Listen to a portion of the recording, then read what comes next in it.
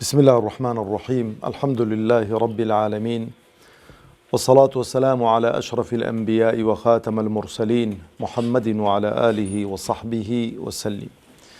ربنا هب لنا من لدنك رحمة وهيئ لنا من أمرنا رشدا. ربنا أرنا الحق حقا وارزقنا اتباعه، وأرنا الباطل باطلا وارزقنا اجتنابه. ربنا اغفر لنا ذنوبنا وإسرافنا في أمرنا وثبت أقدامنا وانصرنا على القوم الكافرين. آمين. بینەران و بیسەرانی بەڕێز و خۆشەویست مسلمانانی ئازیز، سەلام و ڕەحمەتی خوای پەروەردگار بڕژێ بەسەر هەموولایەکماندا. خوای پەروەردگار عاقیبەت خێرمان بکە، سەربەرز و سەرفرازی دنیا و قیامەتمان بکاتن، داهاتوومان لە ڕابردوومان باشتر بکە، بە مسلمانی بمان ژێنێ، بە مسلمانی بمان مرێنێ، بە مسلمانی زیندیمان بکاتەوە ئینشاء الله تعالی. خۆشەویستانم، خۆشحاڵم کە لە بەرنامەکەتان، بەرنامەی ڕامان بە خزمەتتان دەگەمەوە. خوازیارم خوای پەروەردگار بە گەورەی و عەزەمەتی خۆی ئەو بەرنامە بخاتە تەرازووی چاکەکانمان و تەرازووی چاکەکانمانی پێ قورسکە، و خوای پەروەردگار تەبارەک و تەعالا وامان لێ بکە کە چاکتر و باشتر حاڵی بین و شارەزا بین و قورئانی پیرۆز لە ژیانی ڕۆژانەماندا ڕەنگ بداتەوە، و ئەو قورئانەی کە کەلامی خوایە تەبارەک و تەعالا کە وەکو مەنهەج و بەرنامە بۆی ناردووین لێی سودمەند بین و قازانجی لێ بکەین و لە ژیانی ڕۆژانەماندا جێبەجێ بکەین. خۆشەویستانم، لە حەڵقەی ئەمڕۆی بەرنامەکەتان، بەرنامەی ڕامان، دەچینە خزمەت بابەتێکی دیکەی زۆر هەستیار کە خوای پەروەردگار تەبارەک و تەعالا ئیحتیمامی زۆری پێداوە، گرنگی زۆری پێداوە، ئەتوانە بڵێم زۆر دووبارە بۆتەوە. ئەویش مەسەلەی سەبرە. مەسەلەی سەبر خۆشەویستان یەکێکە لەو بابەتانەی کە شەخسیەتی ئینسان دروست دەکاتن. سەبر یەکێکە لەو بابەتانەی کە شەخسیەتی ئینسان دروست دەکات و پێگەی ئینسان گەورە دەکات لە ناو کۆمەڵگە و مجتەمەعدا. لەبەرەوە تەماشە بکەین ئەگە بەراوردی ئەو خەسڵەتە جوانانە بکەین، بە تایبەتی کە خوای پەروەردگار تەبارەک و تەعالا بە ضەروریان دەزانێتن بۆ ئینسانی ئیماندار، بۆ شخصیەتی ئیماندار، بۆ بانگخوازان، بۆ بڵێ پێغەمبەران عەلەیهیمو سەڵات وەسەلام گرنگی زۆری پێداون و زۆری دووبارە کردوتەوە. بۆ چونکە ئینسان ئەو خەسڵەتە جوانانەی کە هەنکە یەکێک لەوانە سەبرە، ئەگەر هەر ئینسانێک ئەو خەسڵەتەی تێدا مەوجود نەبوو، ئینسانێکی منبوذ دەبێت لە ناو کۆمەڵگە و مجتەمەعدا، ناتوانێتن قیادە و ڕیادەی خەڵک بکات، ناتوانێت پێشەوایەتی خەڵک بکات، ناتوانێتن چاوەڕوونی خەڵک بێتن. لەبەرەوەش تەماشەکەن خوای پەروەردگار تەبارەک و تەعالا بە پێغەمبەر دەفەرمێ وەصبر نەفسەکە مع الذین یدعون ربهم بالغداة والعشی، یعنی لەگەڵ ئەوانەی کە دوعا دەکەن، لەگەڵ ئەوانەی کە عیبادەت دەکەن سبەینە و ئێواران، ئەتۆش سەبریان لەگەڵ بگرە ئەی محەممەد عەلەیهی سەڵات وسەلام. جا سەبرگرتنی پێغەمبەری خوا عەلەیهی سەڵات وسەلام هەمە جۆرەیە لەگەڵەوان. سەبرگرتنە لەسەر نەفامی و نەزانیان، سەبرگرتنە لەسەر فەقیری و هەژاریان، سەبرگرتنە لەسەر داواکاریەکانیان، سەبرگرتنە لەسەر ئوسلوبەکەیان. زۆرێکە لەو شتانەی کە ئینسانی ئیماندار و داعی و بانگخواز دەبێت ئەهلی سەبر بێتن. خۆشەویستانی خۆم، خوای پەروەردگار تەبارەک و تەعالا 73 جاران سەبری دووبارە کردوتەوە لە قورئان. بەڵام کە دووبارەی کردوتەوە وانە بێ ئەو دووبارەکردنەوە هەمووی لە یەک ئیطار و لە یەک مەغزا و لە یەک واتادا بێتن. ئاگامان لەوەی بێتن. سەبر وەکو ئاو وایە، چۆن ئاو بۆ هەموو شتێک بەکاردێ، سەبریش بۆ هەموو شتێک خوای گەورە تەبارەک و تەعالا بەکاری هێناوە، بۆی کە ئینسان بزانێتن کە گرنگی سەبر چیە لە ژیانی ئینساندا، لە ژیانی مرۆڤەکاندا. لەبەرەوە ئەو بەرنامەیە کە خوای گەورە تەوفیقمان بدە هەڵوەستە لەسەر ئەو بابەتە هەستیارانە دەکەین. خۆی کە دەڵێن بەرنامەی ڕامان واتە وردبوونەوە لە قورئانی پیرۆز، هەر نەڵێن وەڵا ئەوە مانگی ڕەمەزان هات و مانگەکانی دیکەوەندە ختمەم کردوون، چەندی لێ حاڵی بووین، چەند ئیستیفادەمان لێ کردووە، چەند لە ژیانی ڕۆژانەماندا جێبەجێمان کردو. ئەوە مهمە بەڕاستی. ئەگە بەراوردی سەبر بکەین بە عیبادەت و خواپەرستەکانی دیکە، کە عیبادەت و خواپەرستیەکانی دیکە تەماشە دەکەین نوێژ کە گەورەترین ڕوکنی ئیسلامە و بە نەکردنی بە باوەڕ پێنەبوونی یان نەکردنی ئینسان پێی کافر دەبێت لە دین دەچێتە دەرەوە. نوێژ 64 جار خوای پەروەردگار باسی کردووە. ڕۆژوو سیام کەلیمەی سیام 9 جار خوای پەروەردگار باسی کردووە. حەج 7 جاران خوای پەروەردگار باسی کردووە لە شوێنە جیاوازەکان.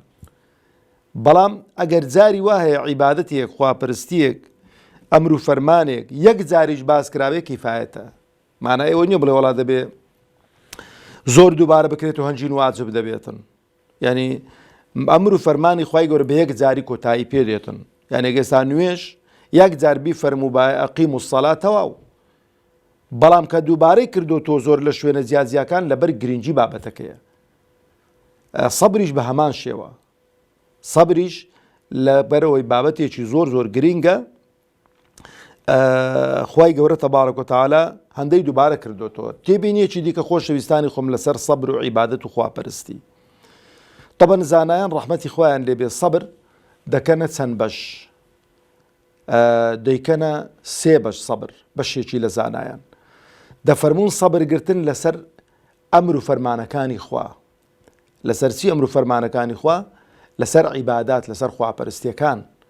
دەبێ ئینسان سەبری هەبێ کە نوێژ دەکا، سەبری هەبێ کە بە ڕۆژوو دەبێ، سەبری هەبێ کە زەکات دەدا، سەبری هەبێ کە حەج دەکا. ئەوە هەمووی سەبرە. لەبەرەوەش ئەوەی کە خاڵیسەن بابەتەکەەوە چێ گوتی بابی سەبرە و پاداشتەکەشی دیاری نەکراوە. لەبەرەوەی پاداشتی سەبر دیاری نەکراوە لای خوای پەروەردگار تەبارەک و تەعالا. لەبەرەوە دەفەرمێ ئینەما یووەفە الصابرون ئەجرەهم بغەیری حیساب. إنما أداة حصرة، يعني تنها وتنها صبر كببي حساب وببي هجمار كردن پاداشتی عبد و بەندەکان بداتەوە خوای پەروەردگار تەبارەک و تەعالا. ڕۆژوش زانایان ڕەحمەتی خۆیان لێبێ دەفەرمون لەبەرەوەی لە بابی سەبرە، چونکە تووکە بە ڕۆژوو دەبی من بە ڕۆژوو دەبم هەر لەناو کۆمەڵگە و مجتەماعی خۆماندا خەڵک بە ڕۆژوو دەبێ سەبری هەبێ لەسەر ئاو نەخواردنەوە کە تینوو دەبێتن. سەبری هەبێ لەسەر نەخواردنی نان کە برسی دەبێ. سەبری هەبێ لەسەر ئەوەی کە شەهەواتی گەنجێکە تازەی ژن هێناوە، سەبری لەسەر شەهەواتەکەی خۆی هەبێ هەتا بەربانگ. لەبەرەوە خوای پەروەردگار دەفەرمێ ئەسیام لی و ئەنە ئەجزی بی لە حەدیثێکی قودسیدا. ڕۆژوو بۆ منەوە منش پاداش دێدەمەوە. دیاری نەکردووە. ئێستا نوێژی دیاری کردو، نوێژی جەماعەت.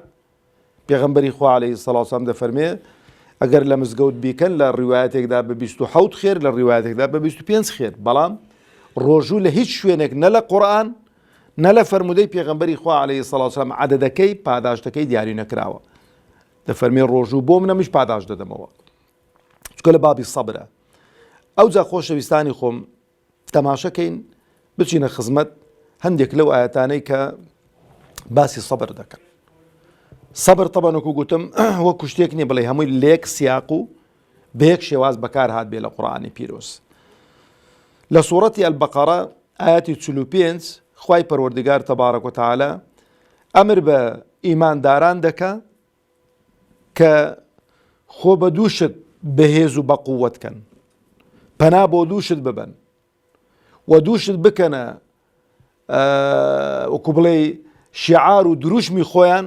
ئەویش چییە؟ وەستەعینوا بالصەبر والصەلاة وإنها لكبيرة إلا على الخاشعين. دەفەرمێ پەنا ببەن بۆ سەبر و نوێژ لە کاتی ناخۆشی و ناڕەحەتیەکاندا. لەبەرەوەی پێغەمبەرمان عەلەیهی سەڵات وسەلام کە ناڕەحەت دەبوو کە بێتاقەت دەبوو دەست و نوێژی هەڵدەگرت و دوو ڕکعات نوێژی دەکردن. و بە بیلالی حەبەشی دەگۆ ڕەزا و ڕەحمەتی خوای لەسەر بێ ئەریحنا بیها یا بیلال. ئەی بیلال واسە بەو نوێژەی یعنی چی؟ یعنی بیلال بانجی دەدا و قامەتی دەکرد. تووشی ئیسراحەت و دڵ ئارامیمان بکە. یعنی نوێژی ڕاستەقینە ئینسان تووشی ئارامی و ئارامی و هێوربوونەوە و تووشی خۆشگوزەرانی و بەختەوەری ڕوحی دەکاتن. سەبری شتێکە لەو شتانە. بۆ دەفەرمێ وەستەعینوا بالصەبر والصەلاة، یعنی کاتێک کە خۆشەویستانی خۆم بینە بەرچاوی خۆ کەسێک خراپەیەکت بەرامبەر دەکا کە سەبرت گرت دوایە تەماشەیەوەی کە خراپەکەی لەگەڵ کردووی پەشیمان بۆ تۆ دێتەوە ماڵەوە خۆی هاویشتۆتە ماڵەوە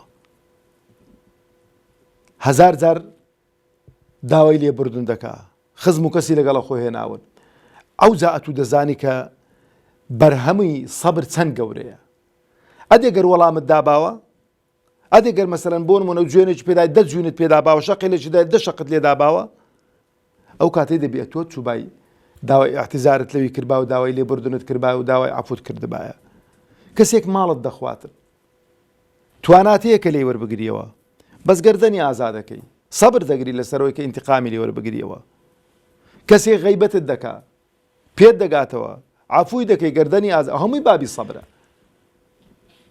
تۆڵە نەسەندنەوە لە مقابل هەمووی لە بابی سەبردایە بە تایبەتیش کە دەڵێن تۆڵە نەسەندنەوە مانای چییە مانای تۆ دەسەڵاتت هەیە قودرەتت هەیە ئیمکانیەتت هەیە کە تۆڵەی لێ بسەنیەوە بەڵام دان بە خۆدا دەگری سەبر دەگری یعنی ئەوجا لە خوای گەورە تەبارەکە و تەعالا دەفەرمێ ئەو دوو خەسڵەتە وئینەها یعنی سەبرگرتن و نوێژ لە کەبیڕەتون زۆر قورسە بە هەموو کەس ناکرێتن ئێستا وایە بڕۆ بە تەنشی دابڕۆ سیارە تاوێت و بۆی شۆڕنی لێمەدا گەیشتە تەنشتەوی دەست بە هۆڕنی دابنی هۆڕنی لێ بدە سەرت دەدوو دەنێ بە سیارەی بۆست هۆڕن لێدا کاکە خۆ هۆڕنی سیارەی خۆمە جادەکە بۆ من چۆنە بۆ تو شوایە دەمناسی ناوەڵە دەتناسم ناوەڵە هۆڕم هەر بۆ خۆشی لێداوە کاکە نانە بۆ چ لێدا هۆڕن دەیان شتی دیکە یان جاری وایە بە زستان سیارەیە کە توی نەبینیوی بە تەنیشتە تودا تێدەپەڕیتن سیارەکە بە گۆماوە ئاوێک کەوت پشکی توێ کەوتن دەبینی دەبێتە شەڕ قیامەتی لەسەر هەڵدەستێتن بابە هیچی ناوێەوە دەچمەوە ماڵی خۆم دەگۆڕم و جلوبەرگەکەم دەگۆڕم و کۆتایی هات زۆر گرنگە ئەوە زۆر گرنگە ئینسان دەبێ ئەهلی سەبر بێ وەدان بە خۆدا بگرێتن بەڕاستی لەبەرەوە خوای پەروەردگار دەفەرمێ وئینەها لەکەبیڕەة إلا على الخاشعین کەسانێک کە بۆ خوا یەکلا بووبوونەوە بۆ یەکلای ئەهلی خشوع بن ئەهلی طاعەت و عیبادەت بن ئەوان دەتوانن سەبر بگرن و بەردەوام بن لەسەر نوێژەکان یعنی تەماشەکەنی وایە دەڵێ کاکە نوێژان دەکەی دەڵێ ئەرێ وەڵڵا بەس بەخوا مامۆستا جار ئەوە وئینەها لەکەبیڕەة إلا هێشتا نەگەیشتو دەرەجەی ئەو خشوعی کە بەردەوام بێتن لەسەریان ئەو جا لە سوورەتی ئەلبەقەرە ئایەتی 153 خوای پەروەردگار تەبارەک و تەعالا دەفەرمێ یا ئەیها الذین آمنوا استعینوا بالصبر والصلاة دیسان دووبارەی کردوتەوە ئەو جارەی بەڵام چی کردووە ئەو جارەی ئیماندارەکەی بۆ زیاد کردووە یا ئەیها الذین آمنوا ئەی ئەوانەی کە ئەهلی ئیمانن استعینوا بالصبر والصلاة ئیستیعانە کەسێک دێ زوڵمت لێ بکاتن ئەتۆش ڕەفیق و برادرت لە دەورن پەنایان بۆ دەبێت دەڵێ کاکە فریام کەون ئەوە ئیستیعانەیە لەبەرەوەی ئەسڵی ئیستیعانەکردن پشتبەستن و هاوار بۆکردن و ئیعتیماد لەسەرکردن دەبێت بۆ خوا بێ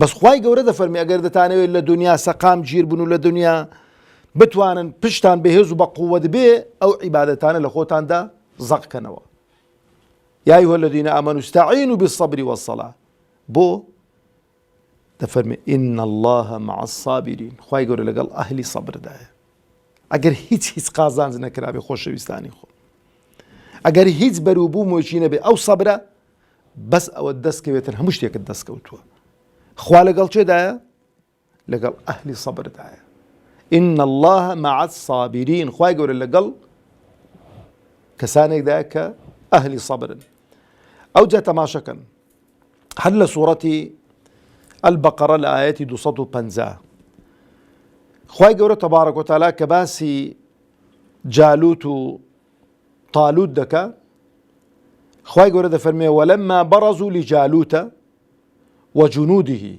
کاتێک کە مسلمانان بە قیادەی طالوت ڕوبەڕووی جالوت بوونەوە جوندەکان بوون تەبەن دەڵێن جالوت و جوندەکانی زۆر باڵا بەرز بوون زۆر بەهێز بوون پڕچەک بوون بەڵام مقابل جەیشەکەی تالوت ڕەحمەتی خوای لێبێ ئەو چەک و تفاق و ئەو بەژن و باڵایان نەبوو بەو شێوەیە لەبەرەوە کە چاویان پێکەوتون خەڵکێکی زۆر پاشەکشەی کردووە بەڵام کاتێک کە ئەوانەی کە ئەهلی ئیمانن دەفەرمون چی قالوا ربنا ئەفرغ علينا صبرا گوتمان سەبر لە سیاقێک بۆ سیاقێکی دیکە خوایە وەکو بڵێ سەبری خۆتمان بەسەردا بڕێژە خوایە سەبری خۆتمان تێدا بێنە دی خوایە وامان لێ بکە ئەهلی سەبر بین لێرە سەبر بە مانای چیە بە مانای ئەوەیە کە پشت دە دوژمن نەکاتن کە هەڵنێ کە مەیدان چۆڵ نەکاتن مەیدان چۆڵ نەکا وثبت أقدامنا وانصرنا على القوم الكافرين وپێکانمان دامەزراوکەی و بەسەر دوژمنانیشدا زاڵمان بکەی خوای گەورە سەری خستن یان نا با سەری خست فهزموهم بإذن الله جەیشی جالوتیان لوتیان شکان و جالوتیش کوژرا بە ئەمر و فەرمانی خوا بە سیلاحێکی زۆر زۆر سادە و ساکاریش کە شوێنی ئەوەی نییە مە لێرانە هەڵوەسی لەسەر بکەین ئەوجا لە سوورەتی آل عمران آياتي 186 خوای پەروەردگار تەبارەک وتعالە باسی ئیمتیحان و ئیبتیلا دەکا دەفەرمێ چی لەتوبلەون فی ئەموالیکم تاقی دەکرێنەوە بە ماڵتان جا ماڵ هەموو شتێک دەگرێتەوە زێر و دۆلار و دینار و شتومەک و هەرچی کە لە چوارچەوەی ماڵدایە لەتوبلەون بە تەئکیدی کەس نییە تاقی نەکرێتەوە لەو جانبەی جاری وە بە دەوڵەمەندی تاقی کردو ئەگات لێبێ خۆ تاقیکردن هەرەوە نییە کە کەمت داتێ جاری وایە تاقیکردنەوە کە زۆر قوڕسترە زۆری دەوڵەمەند کردووی لەتوبلەون فی ئەموالیکم چۆن فەقیری تاقیکردنەوەی دەوڵەمەندیش تاقیکردنەوەیە و ئەنفوسیکم لە خودی خۆتاندا